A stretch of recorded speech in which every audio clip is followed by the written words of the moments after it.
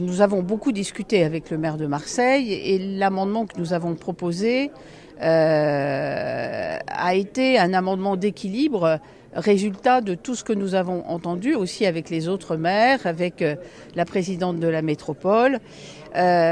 L'objectif est simple. Redonner à la métropole les moyens d'agir, ça c'est un premier point. Deuxième point, avoir entendu les élus locaux, en particulier les maires, qui depuis des années demandaient des retours de compétences vers les communes. Et naturellement, la disparition ou l'effacement qui aurait dû être progressif et qui était resté stable des conseils de territoire. Parce que nous pensons que dans une intercommunalité, puisque la métropole c'est une intercommunalité, il ne peut pas y avoir deux niveaux d'intercommunalité. Il y a les communes qui sont les cellules de base de la démocratie et de l'organisation de l'aménagement du territoire et leur intercommunalité, c'est-à-dire la métropole. Ce qui n'exclut pas, et c'est d'ailleurs dans le texte, d'avoir une organisation déconcentrée sur l'ensemble du territoire.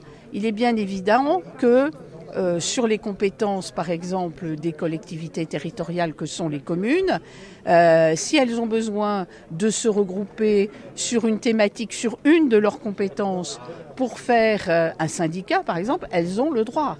Il y aura des conférences de maires au niveau aussi territorial. Il y aura aussi des services communs entre les communes et la métropole. Donc il y a des tas d'outils qui permettent au fond de réaliser sur l'ensemble du territoire de la métropole des politiques publiques qui sont soit exercées par les communes, soit exercées par la métropole. L'organisation de la métropole est ce qu'elle l'est. Les résultats des élections, on ne les change pas et on vit avec. Et bien naturellement, il faut une volonté politique pour s'entendre sur le territoire et je suis sûre qu'ils vont y arriver.